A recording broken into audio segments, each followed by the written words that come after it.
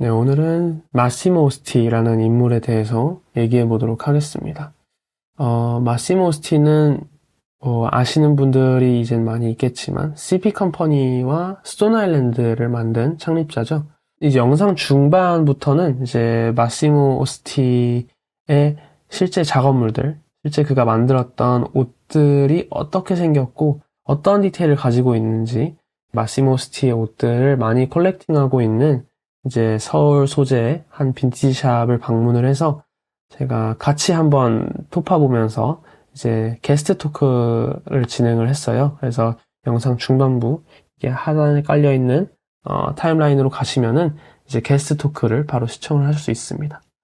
그래서 앞부분은 제가 마시모 오스티의 어떤 디테일한 얘기들, 그가 어떻게 이제 시작했고 어떤 환경 속에서 디자인을 했고 그 당시의 어떤 사회적인 맥락과 그의 옷이 부합하는 바에 대해서 조금 깊게 얘기를 해볼 예정이고요. 이제 후반부로 가면은 게스트 토크에서 이제 옷 같이 보면서 대화 나누는 부분도 있습니다.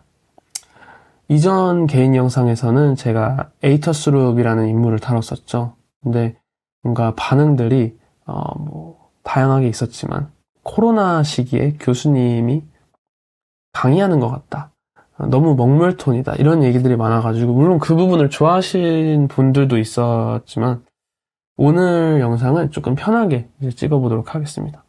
에이터스룹을 다뤘는데 이제 마시모 오스티를 안 다루면은 이거 참 아쉬운 일이죠. 그래서 어쩌다 보니까 이제 남성복 디자이너 인물 열전 시리즈가 되고 있는 것 같은데 마시모 오스티에 대해서는 이제는 한국에서도 대략적으로 이 사람이 무슨 사람인지 정도는 아는 분이 많을 거라고 생각을 합니다. CP 컴퍼니랑 스톤 아일랜드에서 한 것들이 정말 지배적이지만 그는 이제 다양한 다른 활동도 많이 했어요.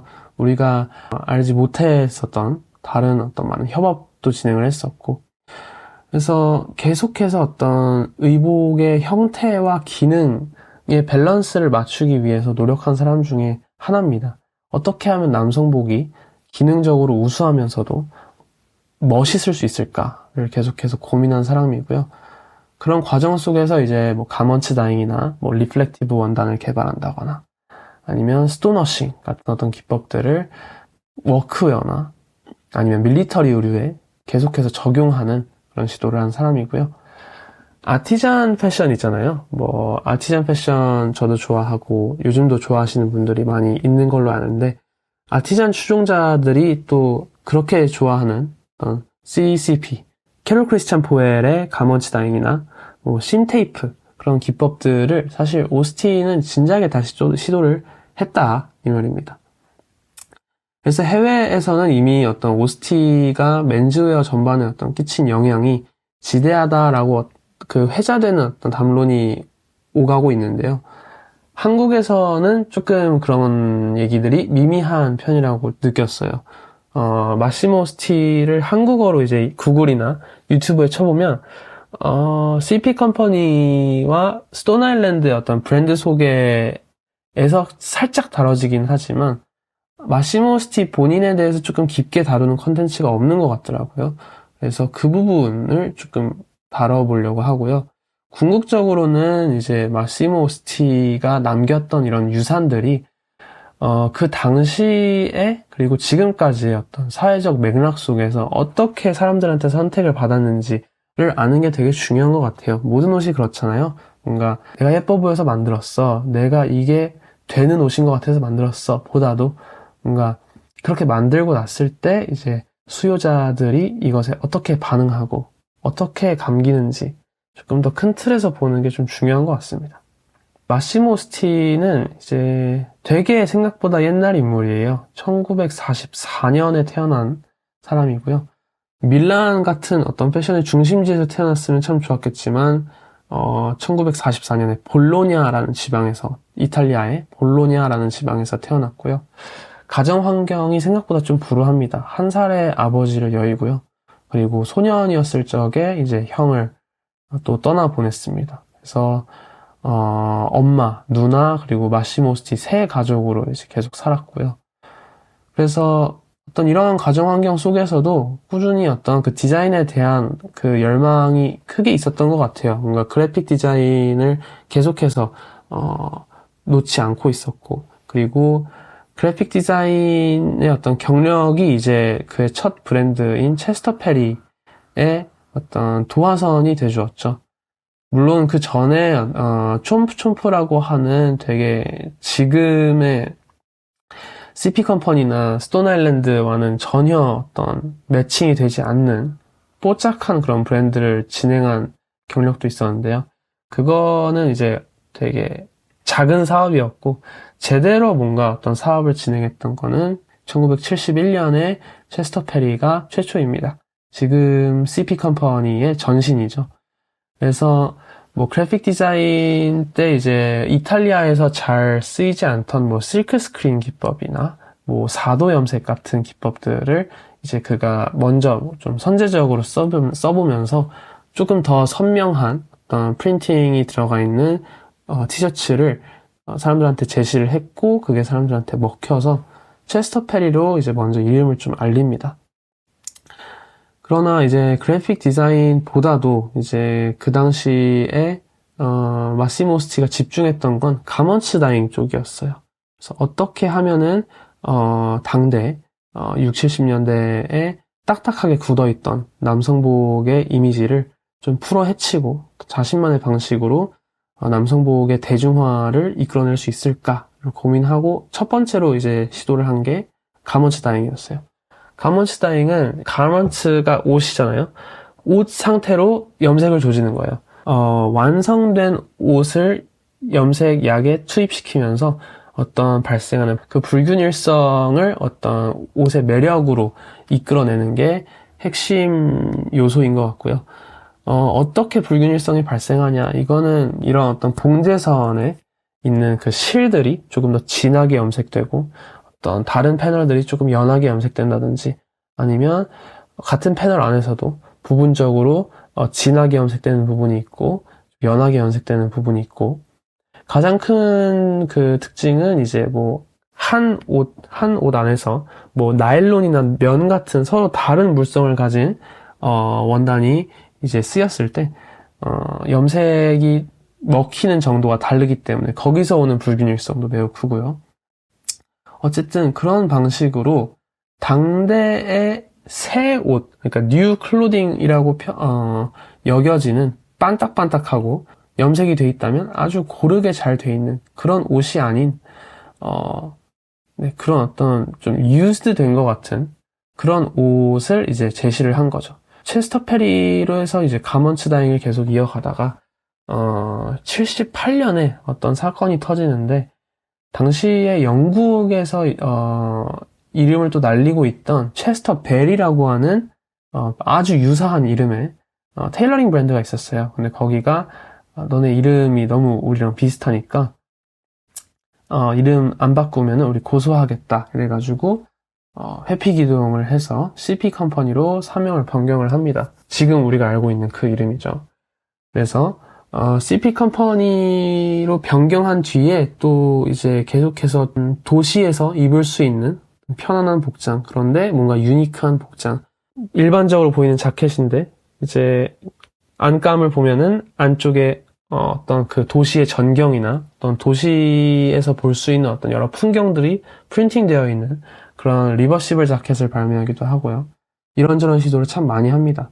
그러다가 이제 1981년에 CP 컴퍼니의 자매 브랜드 격인 본빌을 설립을 하고요.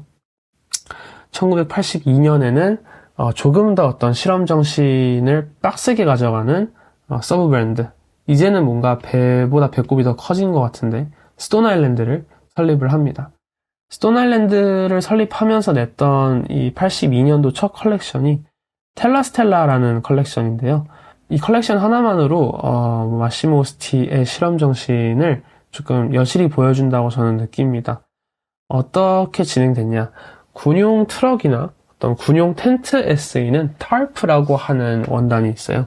그게 뭐냐면 되게 빳빳해서 고시감도 너무 세고, 그리고 잘 굽혀지지도 않고 착용자가 입었을 때 굉장히 불편할 수 있는 그런 어떤 원단입니다. 왜냐하면 짱짱해야 되고 방수와 방풍 기능이 이제 잘 먹여 있어야 되기 때문에 옷으로 입기에는 되게 나쁜 원단이었어요. 근데 그거를 이제 스톤 워싱을 가함으로써 어떤 옷의 조직감을 굉장히 연하게 만들어서 일반 사람들도 자켓으로 입을 수 있게 만들고, 동시에 어떤 기존의 타르프 원단이 가지고 있는 방수 방풍 기능을 유지하는 어떤 그런 기법을 또 써서 텔라스테라라는 컬렉션을 런칭을 합니다. 그래서 그때도 인기가 되게 대단했지만 사실 지금 인기가 엄청 센 것 같아요. 왜냐면은 로렌조 오스티라고 이제 마시모 오스티의 아들이 있는데, 로렌조 오스티가 2010년대 중후반부터 해가지고 자기 아버지 마시모 오스티의 어떤 그 작업물들을 잘 브랜딩하면서 홍보를 합니다. 마시모 오스티 아카이브라는 어떤 페이지도 만들고 어떤 박물관처럼 해서 몇천 점의 어떤 그 작품들과 몇만 점의 그가 살아생전 모았던 뭐 밀리터리나 워크웨어 의류들 이런 것들을 다 이제 보관해서 막 전시도 하고 그런 것 같은데, 1982년에 이제 첫 컬렉션부터 시작해서 계속해서 많은 어떤 실험의 결과물들이 나오죠. 의미가 있는. 87년에는 뭐 아이스 자켓이라고 해서 이제 릴스에서 막 봤을 거예요. 원단에다가 손을 이렇게 눌렀다가 떼면은 그 손바닥 자국이 그 부분만 색이 변했다가 다시 서서히 원래 색으로 돌아오고, 그게 이제 열민감성 기술이 적용된 원단인데요. 이 열민감성 기술을 적용한, 그러나 어떤 입었을 때 착용자가 불편함을 느끼지 않는 편한 어떤 원단으로 옷을 만드는 기술도 개발을 하고요. 1989년에는 이제 밀레밀리아 자켓이라고 해서, 이거는 제가 에이터스룹 영상에서도 한번 얘기를 했었죠. 이탈리아에서 1927년부터 57년까지 이제 엄청 유행했었던 카레이스 이벤트가 있습니다. 밀레가 이제 마일이고 밀리아가 천인데 1000마일 카레이스였어요. 그래서 되게 상징적인 어떤 자동차 경주였고요. 근데 거기에 마시모 오스티가 스폰서로 들어갑니다. 그래서 카레이서들을 위한 어떤 자켓을 이제 디자인을 하는데, 그때 이제 처음으로 나온 게 지금 CP 컴퍼니의 위상을 이제 부여해준 고글 자켓입니다. 그래서 그 고글이 이제 카레이서들이 착용하고 레이싱을 할 때 이제 바람이 눈으로 이제 들이치지 않게 해주는 역할을 하고요.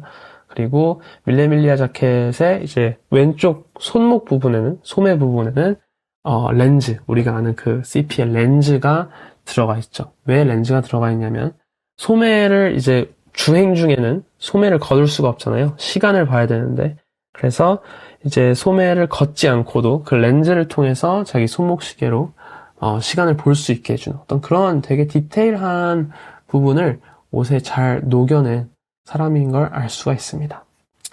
뭐 92년에는 뭐 리플렉티브 원단을 처음으로 이제 개발을 한 뒤 그것을 옷에 이제 녹여내는 작업을 하고요. 그래서 제가 알기로 CP 컴퍼니에서 94년도에 퇴직하고 95년도에 스톤 아일랜드를 퇴직을 합니다. 그래서 대충 94년, 95년까지의 CP 스톤이 이제 마시모 오스티의 휘하에 있었다고 보시면 되고요. 뭐 그 전후 93년이나 95년에 또 다른 자매 브랜드들을 막 내요. 뭐 레프트핸드라는 브랜드도 내고, 뭐 ST95라고 하는 조금 더 캐주얼한 형태의 옷들도 내고요. 그리고 이제 2005년에 마시모 오스티는 돌아가시게 되는데, 2005년에 돌아가시기 전에 이제 마지막 약간 유작이라고 사람들이 이제 여기는 컬렉션이 바로 리바이스와 협업을 해서 진행한 ICD 플러스 라인입니다. ICD 플러스 라인이 이제 어떤 취지로 개발이 됐냐. 이 조끼와 자켓을 입으면 너가 휴대하고 다니는 어지간한 것들을 다 이 옷 안에 휴대하고 다닐 수 있다. 가방을 굳이 들고 다니지 않아도 해서 주머니가 되게 감각적이고 실루엣 자체를 크게 막 해치지 않는 선에서 되게 자연스럽게 녹아들어 있습니다. 그래서 CS1 자켓, 그리고 CS1 내피, 그리고 조끼가 사실상 그가 세상에 낸 유작이라고 평가를 받고 있어요. 근데 사실 마시모 오스티의 아들 로렌조 오스티의 이제 인터뷰에 따르면 사실 마시모 오스티가 패션에 있어서 백그라운드가 없었어요. 이제 일반적으로 뭔가 그 당시에 패션 디자이너들의 이력들을 보면 어렸을 때부터 디자인에 대한 어떤 조예가 깊거나 아니면 학생 때 패션 디자인을 전문적으로 좀 배우거나 이런 경력이 있어야 되는데 마시모 오스티는 그런 것도 없었고 일단 그림을 진짜 개못 그렸다고 합니다. 그래서 그가 말하기를 뭔가 일반적인 어떤 패션 세계, 디자인 세계 틀 밖에서 마시모 오스티가 활동을 했었고 그 덕에 일반적인 어떤 패션 씬에서 보여지지 않는 모습들이 스톤 아일랜드나 CP 컴퍼니에서 잘 나타난 것이 아닌가라고 얘기를 하는데요. 네, 그쵸. 뭔가 헌팅 자켓에 헌팅 포켓을 빼내가지고 그 당시에 이제 남성들이 교회에 입고 나가는 쫙 빠진 검정색 블레이저에 갖다 붙일 생각을 누가 하겠습니까? 그래서 2000년까지의 어떤 마시모 오스티의 디자인 이력들 되게 굵직굵직하고 조금 러하게 다뤘는데 사실 이거는 다른 문서나 컨텐츠에서도 많이 열람이 가능해요. 그래서 오늘 조금 더 집중해 볼 얘기는 어떻게 그럼 오스티의 유산이 우리 앞에 나타나게 되었는가를 조금 집중해 볼까 합니다. 네, 1969년에서 1970년 요 2년 사이에 이제 본격적으로 마시모 오스티는 패션 디자인에 발을 들이게 되는데요. 그 당시 이탈리아의 사회상을 보면은 이탈리안 히피 그리고 평화주의 시위자들이 어떤 그 이탈리아의 하위 문화를 되게 지배하고 있었어요. 왜냐면은 미국의 이제 60년대 히피 문화가 이탈리아로 건너오게 되면서 이탈리안 히피가 되게 쫙 깔리는 분위기였고요. 근데 이제 아까 얘기했던 오스티의 디자인은 되게 좀 틀을 벗어나 있잖아요. 갑자기 잘 존재하던 옷을 가먼츠 다잉을 돌려버려가지고 이미 몇십 년 입은 옷처럼 보이게 만들거나 아니면은 스톤워싱을 돌려가지고 옷을 일부러 해지게 만드는 그쵸, 해지는 거죠 사실. 어떤 물리력이 가해지는 거니까. 어떤 그렇게 되는 것들을 이제 일반적인 어떤 하이 패션을 추구하는 혹은 일반적인 어떤 옷의 기준을 놓고 보는 사람들은 좀 이상하게 보이겠죠. 왜 가만히 옷을 저렇게 지랄을 하냐. 근데 이탈리안 히피들은 이제 대표적인 어떤 반문화 집단이잖아요. 히피라는 게. 그래서 그들은 뭔가 이 유니크함과 어떤 주류로 여겨지는 질서에 반하는 그의 움직임에서 뭔가 영감을 얻고 어떤 감흥했다고 합니다. 그래서 이탈리안 히피 컬처와 평화주의 시위자들한테 처음으로 오스티의 옷들이 선택을 제대로 받았다고 하고요. 70년대까지는 그렇게 어떤 히피들한테 많이 입혀졌다고 합니다. 근데 1980년대에는 아이러니하게도 정확히 반대의 집단에게 선택을 받게 됩니다. 80년대 이탈리아 젊은 어떤 세대들 중에서는 파니나리라고 하는 어떤 한 부류가 있었는데요. 한국으로 치면 오렌지족 같은 느낌입니다. 젊은데 어떤 부유한 집안 아들내미들이었는데요. 이제 파니니를 파는 가게 앞에서 화려한 옷들을 걸치고 파니니를 먹으면서 수다를 떠는 어떤 그 모습에서 따왔다고 하는데요. 이름이. 그들이 입은 옷이 어떤 스타일이었냐. 되게 컬러풀하고 어떤 프레피룩과 아웃도어의 어떤 혼종된 옷을 즐겨 입었습니다. 화려한 컬러, 그리고 옷의 디테일이 되게 노골적으로 드러나는, 그리고 동시에 어떤 착용자의 부유함 또한 그렇게 드러나는 그런 룩을 즐겨 입었다고 하는데요. 그래서 가장 많이 입어졌던 어떤 스타일이 뭐냐. 팀벌랜드 부츠에 리바이스 청바지를 입고 몽클레어 패딩과 스톤 아일랜드 자켓을 입었다. 그래서 이제 파니니족들한테 부유한 이제 사람들한테 선택받았더랬다.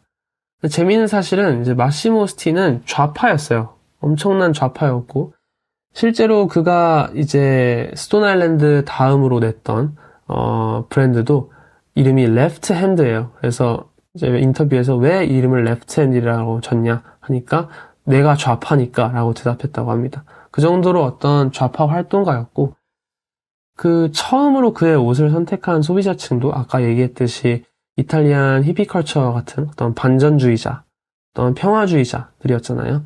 그래서 그는 한 번도 기득권의 편을 든 적도 없었고, 외려 약간 딱딱하게 굳어있는 어떤 상류층의 의복 문화를 해체시키려고 약간 노력을 다했었는데, 정작 부잣집 그 애기들이 그의 옷을 입기 시작했던 거예요. 그래서 매출은 되게 올라서 좋았지만, 한편으로는 또 유행이 자기가 원하지 않는 집단 속에서 돌았다는 사실에 또 매우 수치스러워했다고 하기도 합니다. 이탈리아는 이러한 사회상을 가지고 있었고요. 같은 시기 80년대 영국을 한번 저희가 봐야 됩니다. 자, 영국의 80년대는 이제 대처리즘의 후폭풍으로 인해서 극심한 어떤 경제적 고난을 겪고 있었어요. 왜냐하면은 이제 대처리즘의 어떤 핵심 중에 하나가 제조업으로 대표되는 당시 영국의 기반 사업을 서비스 산업으로 교체하는 그 과정에서 과도기적인 결과물로 실업률이 증가하고 사회 불평등이 심화되고 저성장의 고물가가 지속되고 어떤 이런 경제적인 그 타격이 좀 종합적으로 이제 다가왔던 영국의 상황이었는데요. 그래서 당대 영국의 젊은이들은 기댈 곳이 많이 없었어요. 그래서 저희가 다 아는 비비안 웨스트우드의 디자인도 그 당시에 그런 어떤 경제적 불안 속에서 젊은이들을 일깨운 거였잖아요. 그래서 젊은이들 기댈 곳이 축구랑 펑크 음악밖에 없었어요. 남자들은 이제 일요일 날 축구 경기가 잡혀 있으면 그게 이제 그들의 유일한 낙이었던 거죠. 그래서 그런 와중에 이제 리버풀이나 뭐 맨시티 같은 이제 영국의 축구 팀들이 유럽 전역을 무대로 뛰기 시작합니다. 원래는 영국 안에서만 이제 경기를 했었는데 이제 이탈리아도 가고 독일 가서 뮌헨이랑도 한판 뜨고 했던 거예요. 그러다 보니까 이제 이탈리아에도 리버풀이나 맨시티 같은 팀들이 이제 오겠죠. 원정 경기를 오게 되겠죠. 그럴 때마다 이제 팀 팬들을 선수단이랑 같이 약간 견학처럼 데려가주는 여행 에이전시 사업도 이제 성행을 하게 됩니다. 그러면 어떻게 되겠어요? 리버풀 팬들이 야, 진짜 밀란 새끼들 죽이러 가자 하면서 이제 무장해가지고 이탈리아로 딱 오게 됩니다. 딱 왔는데 지나다니는 이탈리안 젊은이들을 보겠죠. 근데 아까 얘기했던 파니나리족, 네, 그 젊은 부유한 집안 아들내미들이 입고 있었던 걸 다 본 거예요. 그 당시에 이제 칙칙하고 되게 거무튀튀하게 입던 어떤 영국 북부의 젊은이들이 이탈리아에 딱 와보니까 이 피나나리 놈들이 야, 얘네들 옷 잘 입네. 이거 가져가고 싶다. 해서 어떻게 가져가냐? 그냥 갈취를 합니다.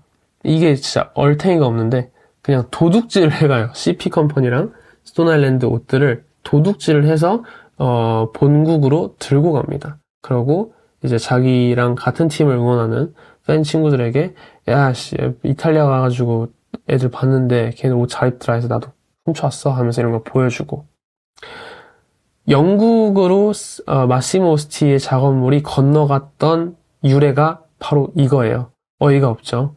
물론 뭐 그 전에도 국소적으로 스톤과 CP가 영국으로 넘어간 이력이 있기는 하겠다마는 큰 틀에서 봤을 때는 이 유래가 정설이라고 합니다. 이거를 이제 로렌조 오스티가 직접 얘기했어요.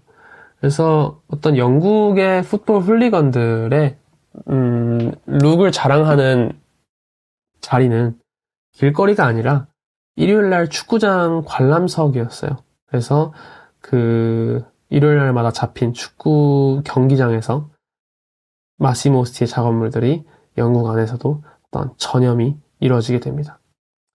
질문이 하나 있어요. 왜 몽클레어나 다른 브랜드들보다 마시모 오스티의 옷들만 C게 먹혔는가? 그렇잖아요. 몽클레어 패딩 보고 감길 수도 있고, 리바이스 청바지 보고 감길 수도 있고, 뭐 팀벌랜드 부츠 보고 감길 수도 있고, 뭐 베스트 컴퍼니라는 어떤 스웨트도 당시에 그 파니니 쪽들이 많이 입었었는데, 그거는 왜 안 가져가는 거예요? 그 답은 스톤 아일랜드와 CP 컴퍼니가 가지고 있는 그 옷의 원형에 있습니다. 스톤 아일랜드랑 CP 컴퍼니는 워크웨어 베이스예요. 네. 그러니까 노동자 복식에 이제 충실히 따르고 있는 브랜드라는 겁니다. 그리고 일요일 축구장을 난장판으로 만드는 그 모든 훌리건들은 대부분 노동 계급이었어요. 네. 호응이 오는 거죠. 어떤 그 유대가 생기는 겁니다. 내적 친밀감이. 그래서 영국 축구 훌리건들한테 스톤과 CP가 전염이 되고, 그거는 자연스럽게 그 바로 이후에 UK 그라임 음악씬에 몸담고 있는 아티스트들에게 전염이 됩니다. 그라임은 이제 힙합의 한 종류인데요. UK 그라임 씬의 아티스트들이 이제 영국 축구 훌리건들 입는 걸 보는데, 저거 뭔가 되는 복장인데? 하면서 자기들도 이제 입기 시작하는 거죠. 그리고 이제 미국의 힙합 아티스트들이 영국의 그라임 씬을 주목하면서 CP와 스톤은 미국으로 또 그 유행이 건너가게 됩니다. 그러다가 2010년대 중반에 드레이크가 또 CP와 스톤을 샤라웃 하면서 수많은 공연에서 그것을 입고 등장을 하죠. 그렇게 뭔가 US 힙합 씬 사이에서 좀 세게 퍼지게 되고, 그리고 동시에 이 시기에 2010년대 중반부터는 온라인에서의 어떤 이미지 정보 접근성이 대폭 상승하잖아요. 저희가 다 이제 스마트폰 막 쓰고 인터넷에서도 막 좀 더 어떤 고화질로 내가 그 공연에 가지 않아도 풀 HD 이미지 파일을 보면서 이런 옷을 입었었구나 라고 볼 수 있었죠. 그리고 동시기에 한국 또한 어떤 그 해외 힙합과 국내 힙합에 대한 관심도가 급격하게 증가하기 시작했고요. 한국의 힙합 소비자들은 사실 해외 힙합에 10년대 중반부터 막 관심이 빗발치지는 않았지만, 그 당시에 한국에서 힙합하던 아티스트들이 결국 다 누구를 따라 입었겠어요? 네, 드레이크를 따라 입고 트래비스 스캇을 따라 입었겠죠. 그래서 당대 힙합 아티스트, 한국의 힙합 아티스트들의 비주얼이 또 같은 시기 한국 남성복의 스타일에 또 지대한 영향을 끼치면서 우리가 모두 얘기하듯 CP와 스톤은 한국에서는 2010년대 중반 혹은 그 후반부부터 어떤 남성복의 한 파일을 지배했다라고 우리는 얘기를 하고 있습니다. 네, 그래서 한번 이렇게 다뤄봤고, 뭔가 중간중간 좀 쓸데기 없는 얘기가 많이 있었던 것 같긴 한데, 그래도 뭔가 누군가가 어떤 한 인물이 어떤 산업에서 이렇게 영향을 끼치는 인물이었다라고 얘기가 된다면, 최소한 그게 어떠한 맥락 속에서 그를 그 위치에 있게 했는지 정도는 아는 게 또 필요한 것 같아요. 그래서 한 30분 정도 이렇게 얘기를 해봤고, 원래 15분을 얘기하려 했는데 2배가 되었네요. 제가 말이 느리기도 하고. 그래서 이제 이 정도로 하고, 이제 저는 이동해서, 토포르라고 하는 서울 합정 소재의 빈티지 샵에서, 토포르 사장님과 함께 마시모 스티의 옷 실물을 보면서 한번, 마저 체크해 보도록 하겠습니다. 네, 그래서 이제 합정에 위치한 토포르라는 샵에 이제 와봤습니다. 그래서 지금 토포르는 이제 서울에서 마시모스티의 제품들, 뭐 CPA 컴퍼니나 스톤 아일랜드 이런 의류들을 또 가장 또 깊은 탐구심을 가지고 또 바행을 하고 있는 걸로 알고 있는데요. 그래서 토포르 사장님, 이제 성원님 모시고 마시모스티의 옷들이 실제로 어떻게 생겼고 어떤 디테일이 있는지 알아보도록 하겠습니다. 안녕하십니까? 안녕하십니까. 자기소개 한번 해주시죠. 저는 네. 토포르 서울을 8개월 동안 이제 운영하고 있는 강성원이라고 합니다. 네. 저희 또 첫 겨울이잖아요. 이제 어떤 그쵸. 샵을 운영하는 데 있어서 또 겨울 나기가 또 중요한데, 첫 겨울을 마시모 오스티의 어떤 제품들을 이렇게 또 바잉하는 게 사실 품이 많이 들잖아요. 근데 어떤 계기로 이런 마시모 오스티의 옷들을 바잉하기로 결심했나요? 사실 티셔츠가 메인인 샵이거든요. 저희 네, 토포르가. 네. 근데 이제 또 어떻게 겨울은 또 보내야 되니까 조금 더 두께감이 있는 의류를 생각을 좀 하다가 저기 삼각지에 시아워즈 인테리어라고 아, 그죠, 알죠. 네. 하는 샵 사장님한테 조언을 좀 구해서 마시모스티 쪽 의류들이 좀 저희 토포르랑 잘 어울릴 것 같다. 그래서 이제 추천을 좀 받아서 찾아보니까 제가 좀 빠져 그래가지고 아, 그래서 어떤 좀- 뭐 기능적인 면들이나 아니면 그쵸. 그쵸. 뭔가 약간 다른 뭐 아르마니 콜레지온이나 이런 어떤 기존의 남성복의 기조를 유지하고 있는 그런 자켓들이랑 또 결이 완전 다르잖아요. 이쪽이. 그쵸. 워크웨어나 밀리터리웨어 기반의 변용이 이루어진 어떤 이런 피스들인데 뭐이 중에서 특히 좀 특히 아끼는 뭐 피스들 이런 거 있나요? 이게 이제 좀 최근에 온 친구인데 네. 그 이 자켓. 친구가 아, 안쪽이 이렇게 네. 리버서블로 되어 있는 코트라고 해야 되나요? 좀 코트보다 약간 자켓에 가깝죠. 기장이 긴 안에 안에 또 또 이제, 그림이 이제 네. 있습니다. 이 시리즈 같은 경우에는 국내에서 막 그렇게 소개가 되진 않은 걸로 알고 있는데 저 안에 이렇게 포켓도 있고. 들여왔습니다. 음, 그래서 이제 일반적으로 구할 수 있는 범위에서 CP 컴퍼니는 82년 정도가 가장 오래된 제품들이라고 생각을 하는데 그 이 이전 친구는 것들이 이제 약간, 사실상 이미 네. 아카이브가 되어버려서 그쵸. 다 어떤 헤비 콜렉터들이나 오스티 아들레미가 이제 아, 다 그쵸. 가져가서 이제 보관하고 있잖아요. 그래서, 그 체스터 페리키라고 하는 그 아. 시기의 제품들은 이미 네. 갈 때까지 가버려서 네. 이제 더 이상 구하기 어렵고 그래도 이 친구는 접할 수 있는 금액에 접할 수 있는 시기의 제품 이게 80년이잖아요. 그죠? 그쵸 79년에서 80년에 79, 생산이 80. 된 시리즈 그죠. 그러면 사실상 이제 체스터 페리에서 CP 컴퍼니로 이름을 바꿨잖아요. 그쵸 바꾼 게 제가 알기로 한 78년인가 그런데 네. 거의 이제 CP 컴퍼니라는 이름을 달고는 얼마 안 된 CP 컴퍼니 초기의 어떤 피스네요.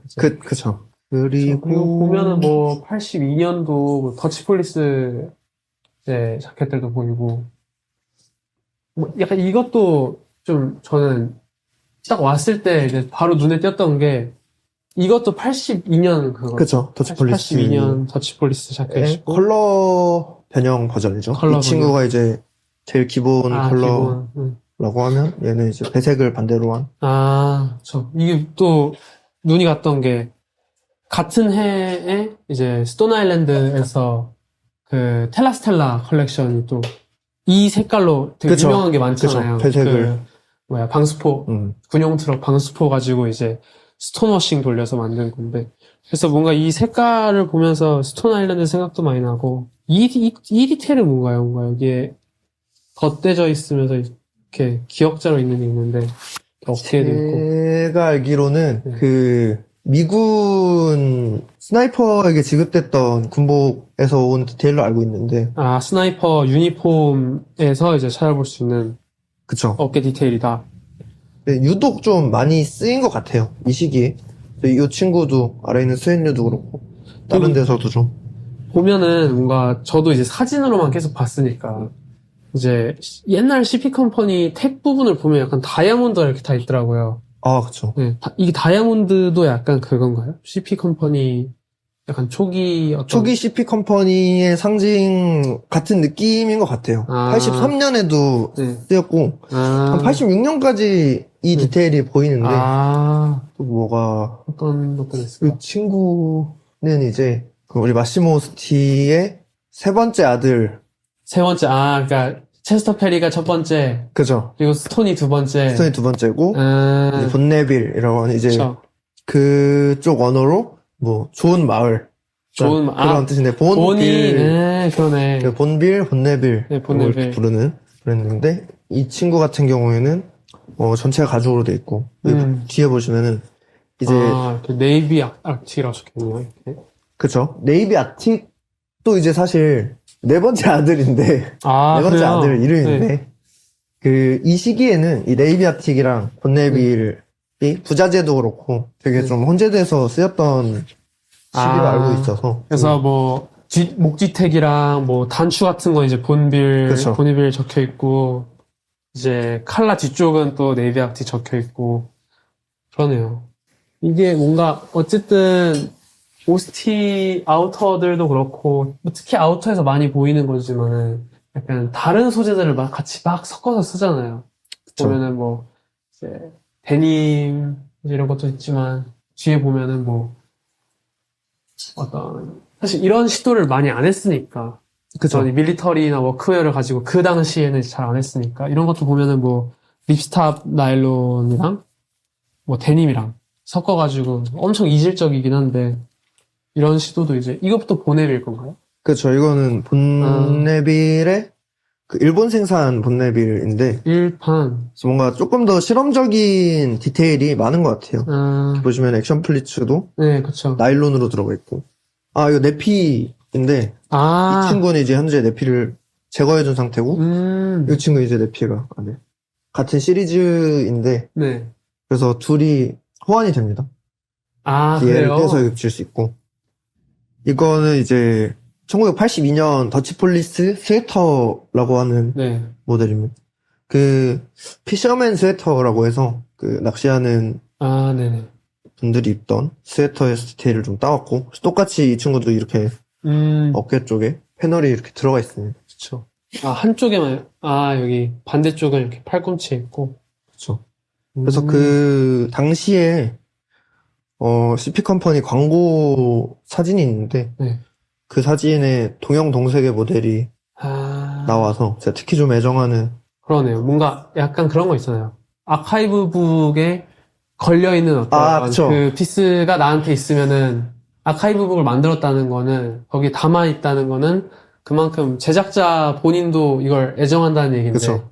그걸 갖고 있으면 뭔가 좀 더 어떤 어깨가 좀 솟는 게 있겠죠, 확실히. 이게 그러면 1판 CP 컴퍼니가 있다 했잖아요. 네. 그럼 1판 CP 컴퍼니는 다 이 어떤 Ideas from Massimo. Ideas from Massimo Osti가 안 적혀 있네요. 일판 CP 중에 CP 컴퍼니 생산 라인에서 생산만 일본에서 이루어진 제품들 같은 경우에는 네네. Ideas from Massimo Osti가 다 적혀 있고, 일판 중에 라이센스 CP 컴퍼니 버전이 있는데 그 친구들 같은 경우에는 저 Ideas from Massimo Osti가 안 적혀 있고, 그냥 피셔맨 캐릭터라고 해서 그 사람이 서 있는 그 모델이 있잖아요. 그거랑 이제 CP 컴퍼니만 적혀 있는.